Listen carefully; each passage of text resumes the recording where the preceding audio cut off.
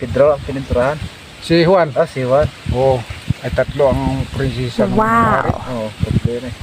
Adi, punta na sila ang dalawa. Dala-dala si Juan. Malari, mabili po kayo ng santong buhay. Ayuan niya. Yan yung hinahanap ko. Matagal na.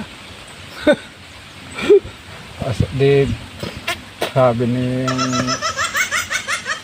nung hari, ay ako niya ipalis.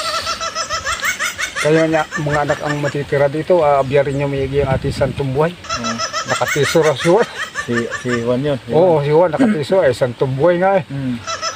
Yan ang niya, mga anak, mga prinsesa ko, kahit anong hilingin sa inyo, abigay nyo. Abigay na. Oo. Adi, umalis na yung malari. Puntang kabilang bansa eh. Malayo. Sa gabi na. Sabi nung